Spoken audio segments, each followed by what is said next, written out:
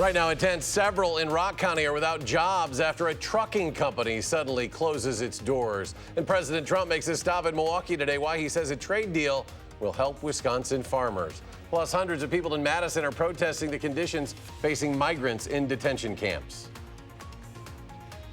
From the Channel3000.com Alert Center, this is News 3 Now at 10.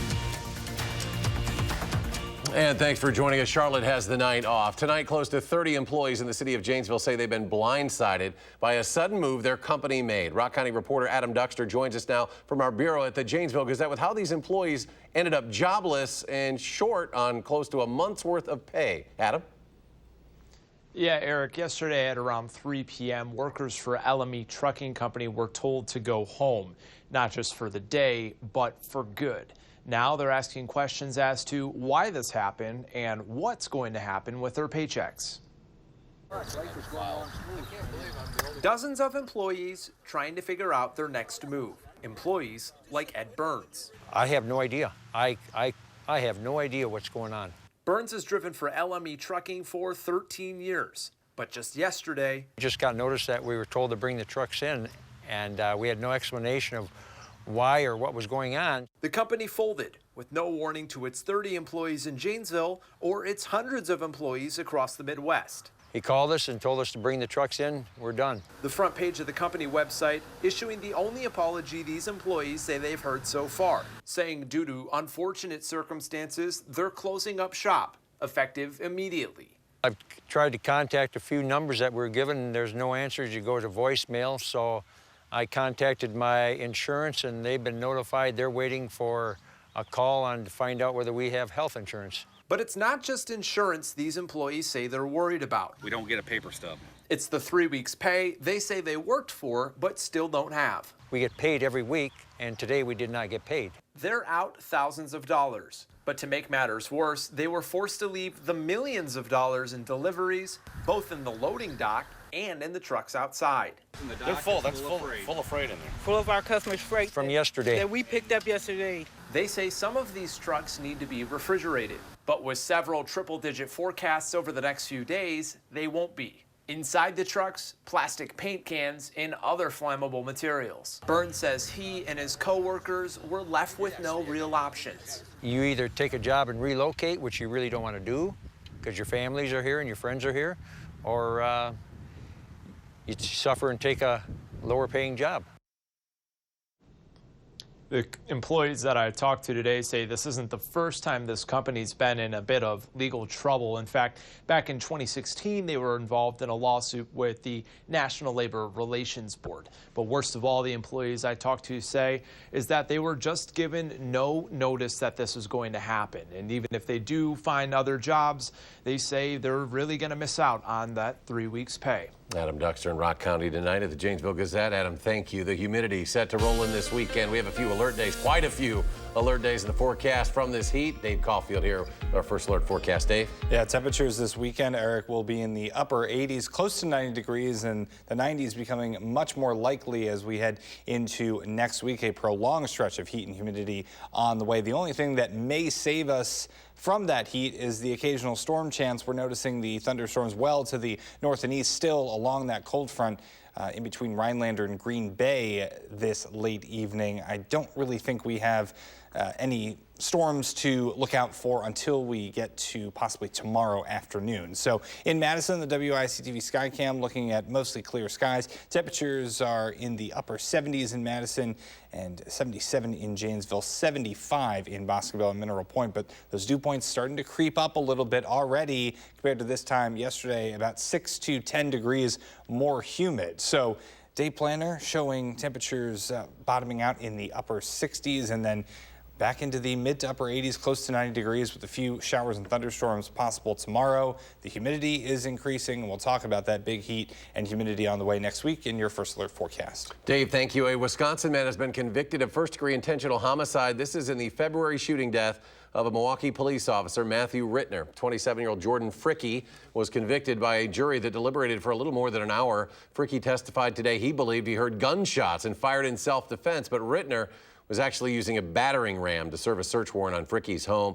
Prosecutors have said Fricke had to know it was police because they loudly had announced their presence. A Portage woman faces charges in the 2018 overdose death of another woman. The Columbia County Sheriff's Office arrested 29-year-old Vanessa Berger on suspicion of first-degree reckless homicide, delivery of drugs, 2 counts of felony bail jumping. Deputies say the arrest comes after a lengthy investigation into the September 2018 fatal overdose of a 48-year-old Portage woman. The incident, part of a string of 4 overdose deaths in the county in the span of just 1 week that year. President Trump calling on Congress to pass a new trade agreement with Canada and Mexico and send it to his desk immediately. During his visit in Wisconsin today, the president lobbied for passage of the United States-Mexico-Canada agreement at Durko Aerospace in Milwaukee. The president says passage of the bill implementing USMCA would show Congress is doing something other than, quote, wasting time on a witch hunt. The farmers love the deal. Actually, manufacturers love it. People love it. It's a great deal, but it's a great deal for farmers. But a lot of it had to do with Wisconsin. I came here, and they had specialty milk, and they had other things that were really, really hurt badly in Canada. You know, Canada, I say it with great love and respect, but Canada really took advantage of the farmers in this country, and we've ended that with the USMCA. So everybody wants it to get approved quickly. Passage, though, is anything but certain. House Democrats want to strengthen enforcement of the agreement's labor and environmental obligations. Meanwhile, in Madison, hundreds of people are protesting the conditions facing immigrants in detention camps. A silent candlelight vigil being held for all of those held in U.S. detention camps. Organizers say the event is aimed at bringing light to the darkness of the Trump administration's policies. Here in our backyard right now, this is an opportunity for them to say this is not okay, what's happening here. The event was organized by Lights of Library, a coalition that supports ending human detention camps, along with Indivisible Madison, a group of local activists. Members of League of United Latin American Citizens crowded the federal courthouse in Milwaukee today. Demonstrators had dolls in cages that they say symbolize the mistreatment of children inside detention centers in the U.S. They are calling on Senator Ron Johnson, the chair of the Homeland Security Committee. Members say they have reached out to Senator Johnson several times but have not heard back. Young people who live closer to the border are speaking up. At least hear us out so that you can see where we're coming from as young adults, Latinos, more than anything else. In a hearing on exploitation of migrants, Senator Johnson made this statement, quote, "We're not going to solve this overnight, but we can make some improvement in the situation. We have to start doing something. Congress, the men and women of DHS are doing what you can do with limited resources. Congress has to act, and it has to start with an honest and open discussion and conversation." Many neighbors of Edgewood High School are celebrating a small victory today after a ruling by a city board last night. For now, the high school will not be able to play games on its field there. This was after the school fought 2 violations for holding home games, despite their master plan that says they would only use that field for practice and classes. So if Edgewood wants to play games there, they somehow have to change that master plan. With the tension between the school and many neighbors, the alder for that area says he hopes both can find some middle ground as this moves forward. Edgewood has long been a pillar in our community. There's no denying that. There's an opportunity now for Edgewood to come back to the table and to engage in the process to amend their master plan and satisfy the concerns of the neighborhood. I think that's important. Edgewood High's president said he is disappointed with what the Board of Appeals decided. Right now, he and others are figuring out what they'll do next, but they said they will try and push to give their students the right to play games on that field. After 2 Middleton bar owners and their supplier pleaded guilty this week to skimming cash from video gambling machines, News 3 Now started to ask some questions about the legality of those machines in the state of Wisconsin. A spokesperson for the Wisconsin Department of Revenue tells us they are not legal and calls it a, quote, violation of Wisconsin law to have a video gambling machine at a bar, restaurant, or other establishment. The state's Department of Justice says it doesn't have jurisdiction over that issue unless a tavern has more than 5 of those machines, and that authority falls under DOR. So why do bars continue to have these machines? So even while state statute says that they're not legal, the penalty for 5 or fewer of those machines makes it that, you know, there's really not much of a risk for an operation to have them in their establishment as long as they're operating them correctly. If an establishment has 5 machines or fewer, it would mean a forfeiture of $500 per machine. But the Wisconsin Restaurant Association says as long as the machines aren't causing problems, local law enforcement typically leave the establishments alone.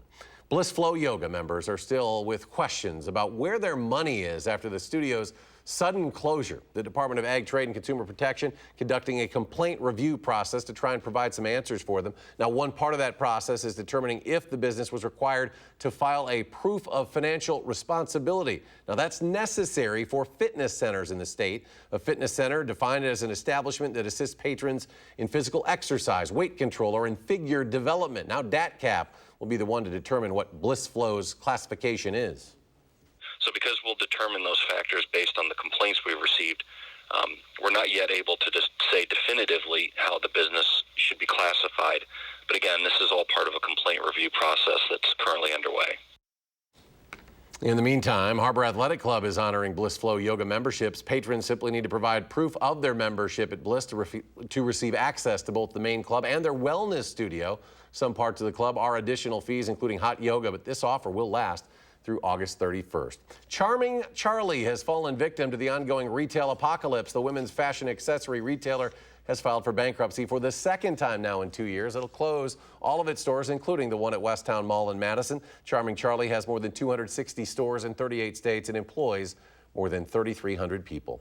Kids can explore pirate ships and jungle gyms after today's ribbon-cutting ceremony for a new and inclusive playground. It's at Elver Park. It features equipment like respite pods, wheelchair-accessible entrances, and a Braille word section. Mayor Satya Rhodes Conway of Madison spoke today at the opening event, along with other officials who worked to make the playground possible for everyone. Madison Parks initiated this idea with the Department of Civil Rights. It's an effort to be more inclusive for people of all ages with all types of disabilities.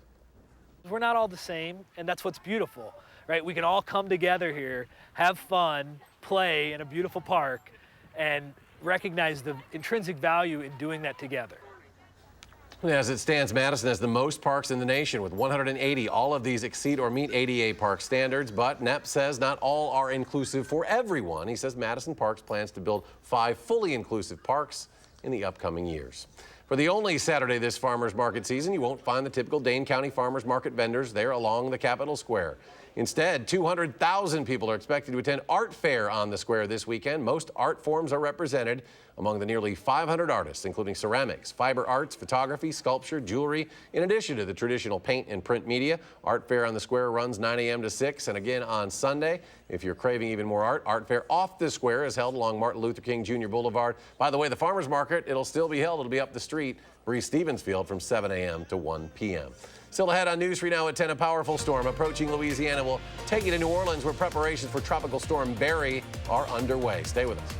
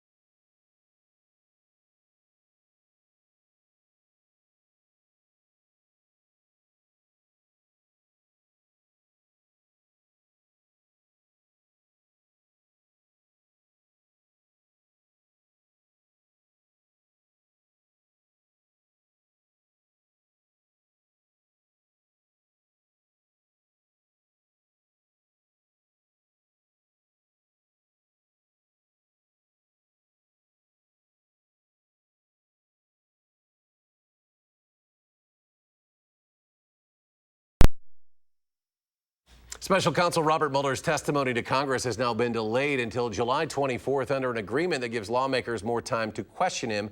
Mueller had been scheduled to testify next Wednesday about the findings of his Russia investigation, but lawmakers in both parties complained that the short length of the hearings would not allow enough time for all members to ask questions. Mueller has expressed his reluctance to testify and said he will not go beyond what's in his report. The Judiciary Committee is expected to focus on episodes in the report where President Trump attempted to influence the investigation. Tropical storm Barry is expected to make landfall early tomorrow near Morgan City, Louisiana, as the first Atlantic hurricane of the season. Officials worry that heavy rains and the storm surge may be too much for the levees that protect New Orleans to handle. CBS News' Hillary Lane in New Orleans with more. Along the Gulf Coast, people are bracing for the big storm. We were hoping it wouldn't be so bad and we can just ride it out, so that's what we're doing. Tropical storm Barry is expected to be a hurricane by the time it makes landfall Saturday. The National Weather Service warns of dangerous storm surge, heavy rains, and wind conditions forecast across the north central Gulf Coast.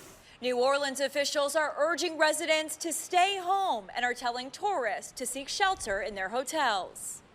Tropical Storm Barry is a dangerous and life-threatening storm. You do not have much more time at all before the impacts of Barry will be here. The city of New Orleans is calling for a voluntary evacuation for areas that aren't protected by levees. Storm surge is already flooding Grand Isle as Barry heads for the Louisiana coast. We're on the front line.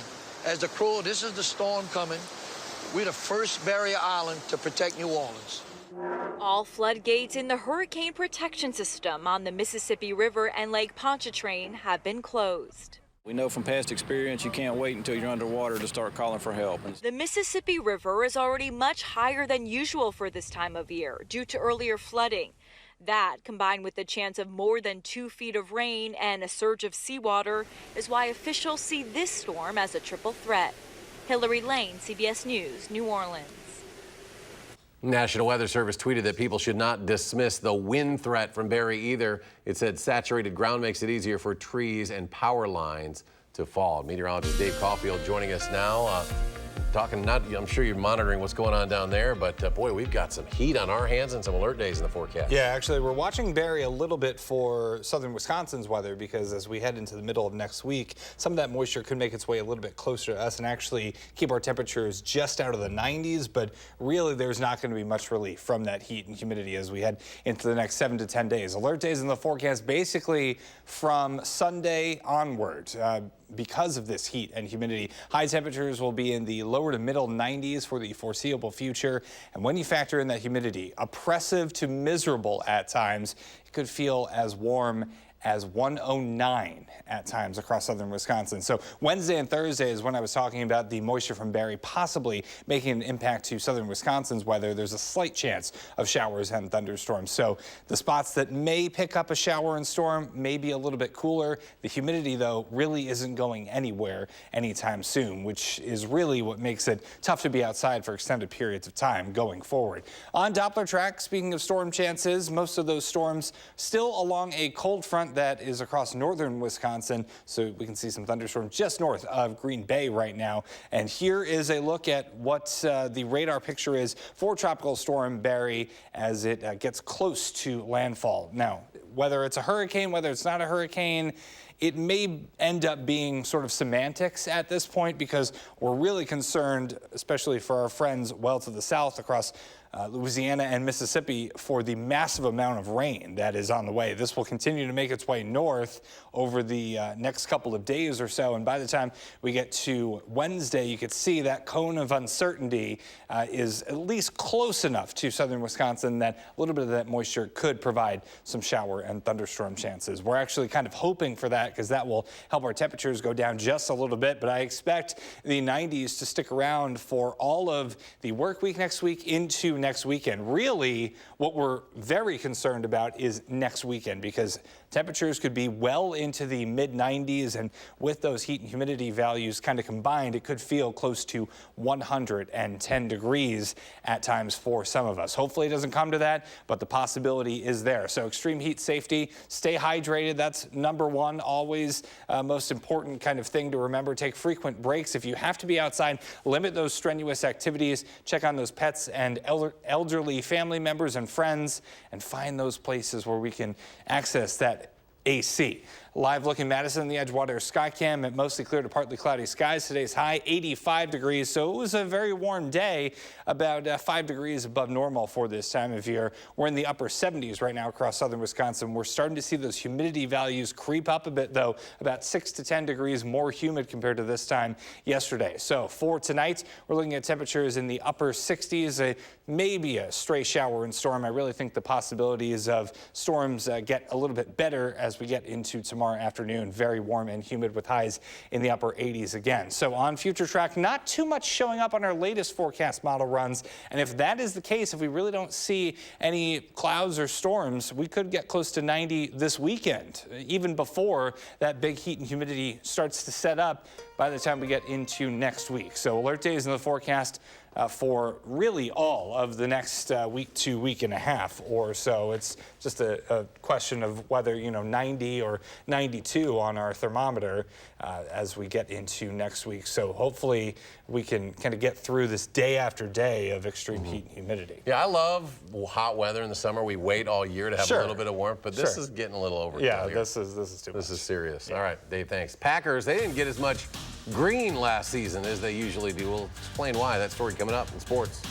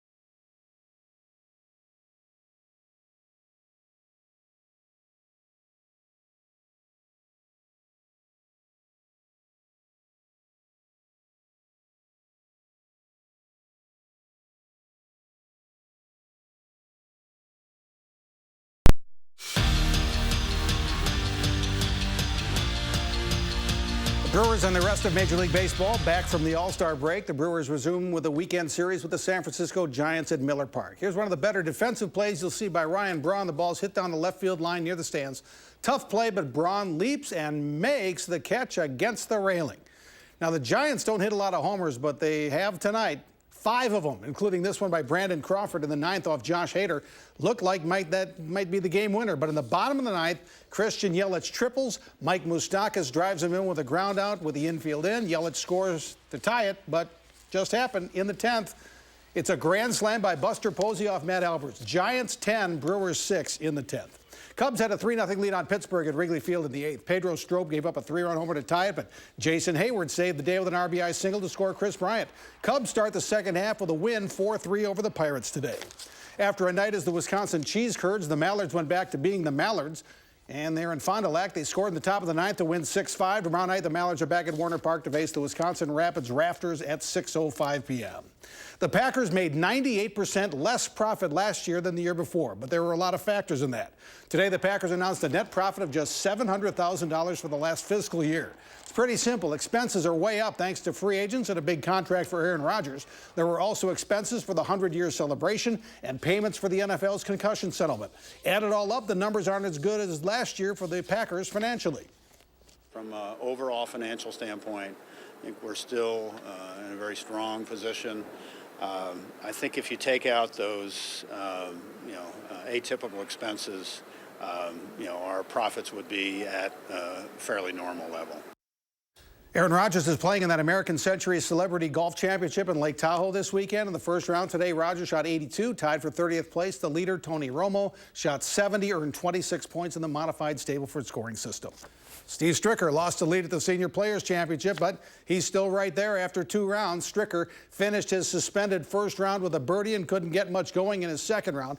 2 birdies, 2 bogeys, even par 70 today. So after 2 rounds, Stricker's at 6 under par. He's still tied for second place, but he's now 3 shots behind the leader. That leader is Retief Goosen, who shoots 8 under par 62 today, so he's in front at 9 under par at the halfway point. Jerry Kelly went 2 over today, so he dropped 12 places. He's now 1 over for the tournament, tied for 17th place at the Senior Players Championship in Akron, Ohio. And Roger Federer defeats Rafael Nadal in the men's semifinals at Wimbledon in 4 sets. The men's final Sunday will have the top 2 seeds, Federer against Novak Djokovic, who stopped Roberto Bautista Agut in 4 sets in the other semifinal. The women's final tomorrow morning, Serena Williams faces Simona Halep. And we'll be right back.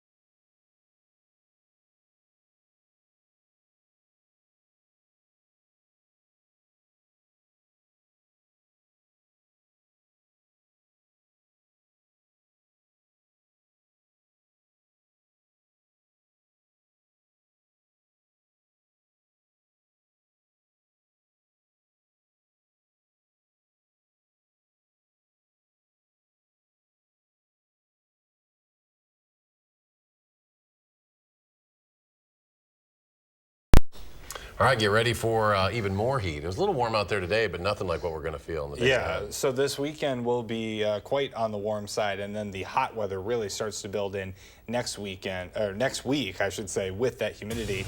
It's warm outside with temperatures still in the 70s, 7 to 10 day forecast showing a slew of alert days. Lots of 90s in the way next week. All right, thanks for joining us for News 3 Now at 10. We hope you have a great weekend. Take care.